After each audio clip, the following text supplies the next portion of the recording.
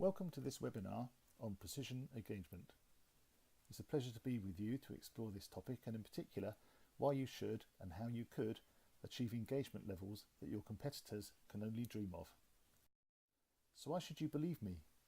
Well, mainly because our conclusions and recommendations are based on extensive research combined with many years of advising and helping organisations to maximise the engagement and capabilities of their people and their leaders. We operate at the sharp end of HR, where impact is crucial to demonstrate strategic business benefits. So I guess you all as experts will fully recognise the crucial importance of employee engagement for the strategic success of your organisations. Who wouldn't want a company where margins are 3 times higher than competitors, or where shareholder returns are 22% higher, or where employees apply 57% more discretionary effort in their work, or where, fundamentally, the enthusiasm and well-being of teams was so much higher than in other organisations? So given that engagement is so important, and business leaders recognise this at least as well as HR, and given that many organisations have invested huge amounts in carefully crafted engagement programmes, how's it going? Well, you can see on the left that numerous studies consistently suggest that engagement, particularly in the developed world, where engagement programs are also more developed, is extremely low. This is ironic. 76% not engaged, 84% of employees plan to change companies, regretted turnover costing billions, and only 29% of employees in the US described as fully engaged. Now, one explanation often cited is that senior leaders don't give enough support to this problem, and in particular they don't give enough support to HR's efforts to increase engagement. But actually we find that business leaders do believe in the strategic importance of talent and engagement and in managing their human resources. They just don't believe the HR function can deliver. So as implied by the title of this slide, this actually provides an amazing competitive opportunity for the organisation and also for HR itself. If the whole world is doing something really badly, then if your organisation does it differently and does it better, then it will enjoy a competitive advantage. And if the HR function can drive that competitive advantage, then as you can imagine, HR's credibility and strategic impact will be similarly enhanced. Our research tells us that most current engagement programs work the wrong levers at the wrong time and in the wrong place. So I want to share with you what the research tells us about how you can do it, how you can truly maximise the engagement of all your people and keep them engaged, how you can achieve significant competitive advantage for your organisation, and how you can clearly demonstrate your personal business impact, thought leadership and strategic importance. But before we can really fix something, we need to understand what causes it, and we need to really define what we're talking about. So what do we mean by engagement? We asked a number of HR and business managers and they came up with lots of ideas: loyalty, happiness, involvement, productivity. But actually, the business leaders in particular weren't just interested in happiness, loyalty or compliance. They wanted a much more active definition. 2 words particularly appealed to these business leaders, and they also seemed to us to encapsulate what it's all about and bring it down to an individual level. So for our purposes, we'll describe engagement as active enthusiasm, and for assessment and development purposes, we'll define an engaged individual as one who is actively enthusiastic. So now we know what it is, we need to think about what causes active enthusiasm. Well, we all know that the immediate leader in relationships with team members has a major impact. And we also know that organisational factors such as working conditions have another impact. But what accounts for the remaining 50%? Well, for 10% we've got no idea, and we'd have to allow for a range of unpredictable factors under the category of other. But our research found that a crucial and highly significant factor is actually the innate positivism of the person themselves. Some people are just more enthusiastic than others, and you've met them. So if we really want to create active enthusiasm or engagement, we'd work on leadership, especially first-line leaders, and team building, and we have some radical suggestions here, but we'd also focus hard on how we could possibly help people to improve their own innate positivism. So let's talk about leadership first. Let's be clear. Research shows that engagement is mostly impacted by your immediate leader or supervisor. The top team may set the tone, they may make strategic decisions and so on, but the evidence is that it's my first line leader or supervisor that fills me with enthusiasm or with dread on a daily basis. Leadership has been studied and solutions developed for many years. Most organisations invest lots of time and lots of money on developing leadership capabilities. And yet, as we've seen, one of the primary outcomes of great leadership, engagement, is still on average rock bottom. Why is this? Our research, and particularly in-depth studies with major global organisations, suggests actually that most of this investment is too much and it's too late. It's too much in that first-line leaders in particular need simple practical help for specific situations rather than long, detailed and complex courses. And it's too late in that leaders need help at the time of the situation rather than 3 months later or even 3 months before when they went on their leadership course. So we can see leadership as a series of tasks, particularly for new leaders. And many first-line leaders actually spend less than 20% of their time doing leadership tasks. And we can see that the leader's enthusiasm, which is a good approximate for team enthusiasm, often goes up when they're first appointed, as it's all very exciting, and here the key task may be organising a team.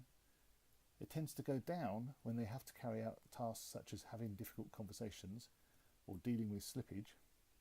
And then it goes up again where tasks which increase enthusiasm could include enthusing the team or successfully completing a project.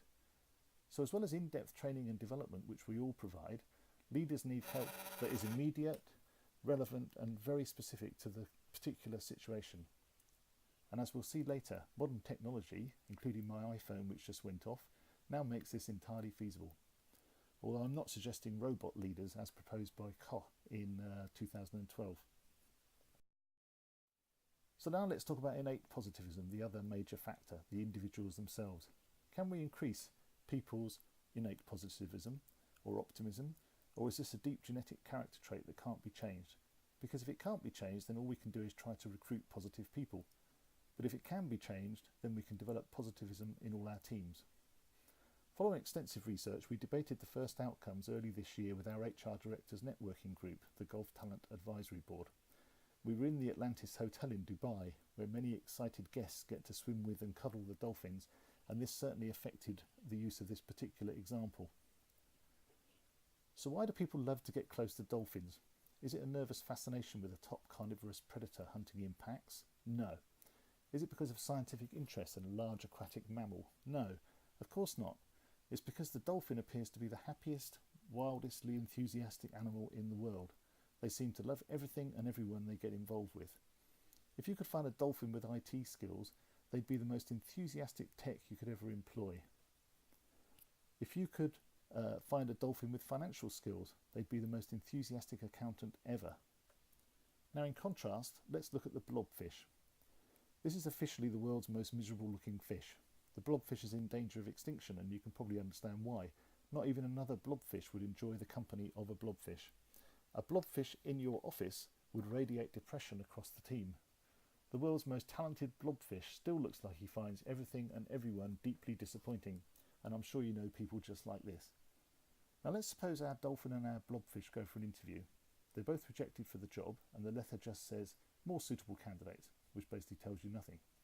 Our dolphin, being an upbeat, optimistic person, explains this to himself in these kind of ways. I didn't want the job, the interviewer was rubbish, I had a cold, and so on. And the way in which people explain negative and positive events is called their attribution style. And this is a well-researched, testable and modifiable psychological trait. I should also mention it's possible for an attribution style to be too positive, and we call this psychotic optimism. But generally, a slightly unrealistically positive attribution style turns out to be the most useful.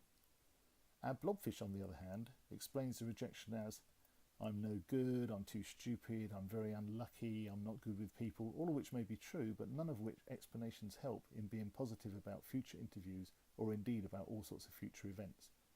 The good news for the blobfish is that his attribution style is not a deep, unchangeable psychological characteristic. It's developed through experiences and it can be modified through training. So if I were able to take Mr. Blobfish on an attribution course for a few days, he would come back like this. So we've seen that current engagement solutions tend to operate at an organisational level. They're based on annual or perhaps quarterly snapshots, and because they take place at an organisational level, the solutions tend to be organisation-wide and generic. But we've found that engagement, defined as active enthusiasm, is personal and immediate. And the factors most impacting engagement are the first team leader and its and its team and the individual's own innate enthusiasm. So we have to have a bottom-up solution, which allows us to assess continuously individual engagement and continuously improve team working, leadership and individual enthusiasm. So how can this possibly be achieved? One approach might be to use social media to continuously analyse the sentiment of your people. For example, our partner company, They Say, uses sophisticated techniques to analyse how people are feeling about certain subjects. But this, although continuous and extremely useful at corporate level, is still an organisation-wide view. How can we use technology to work at the individual and team level? So first, let's think about the leaders themselves. As we mentioned, for first-line leaders especially, leadership can be seen as a series of tasks, each of which can have a great impact on the enthusiasm of the team, the individuals, and indeed the leader themselves. So how could we help? Let's use the technology that everyone has in their pocket, the app. So we present a series of common leadership tasks, and today our newly promoted leader has to hold a meeting. He or she doesn't want loads of information, to go back and look at the notes they did 6 months ago, or worse still, to wait for the next leadership course before having their first meeting. They just need simple help now. So we click the button, and here's the help. And for all these tasks, the app will do as much as possible and tell as little as possible. So it will actually help set up the meeting, do the minutes and so on. And similarly, if I have to hold a difficult conversation, the app will provide the invitation letter, a structure, some advice, and so on. So that helps the leader, but how do we assess the levels of enthusiasm in the team? So the user can simply add their feedback, perhaps daily or perhaps after events like meetings. So in this case, the user feels the team is pretty enthusiastic today, but maybe not so productive.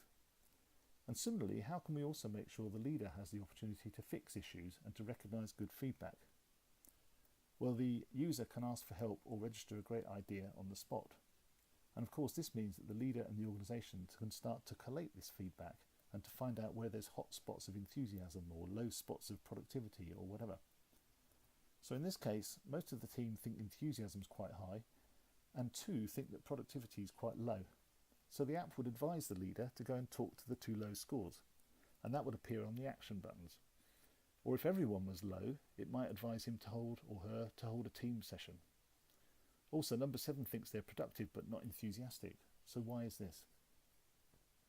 Similarly, actions and feedback can be put together to see if, for example, having a meeting causes enthusiasm to drop, as we've all found. Similarly, if motivating the team always works better on a Tuesday, then that's great feedback. So it helps the leader and the team to continuously monitor and improve active enthusiasm. But what about the individual? Well, as we saw previously, one of the best psychological models of active enthusiasm is attribution style. So again, we've got an app, and this app allows the individual to self-assess and self-develop a more functional attribution style, which will have significant positive impact inside and outside work. So in summary, we've defined a process for precision engagement. We've defined engagement as active enthusiasm, mostly impacted by first-line leaders in the team and the individual's own innate propensity for enthusiasm. Leaders can be helped in real time to lead and engage better, and individuals can be helped to become more positive and more enthusiastic generally. Modern technology can be used to help leaders lead better and individuals to become more positive. So let's turn our blobfish into dolphins, and let's achieve levels of active enthusiasm that most of your competitors will only dream of. We're looking for partners to help us to develop the 2 apps and the technology. So if you're interested in this research, do let me know. Thank you very much.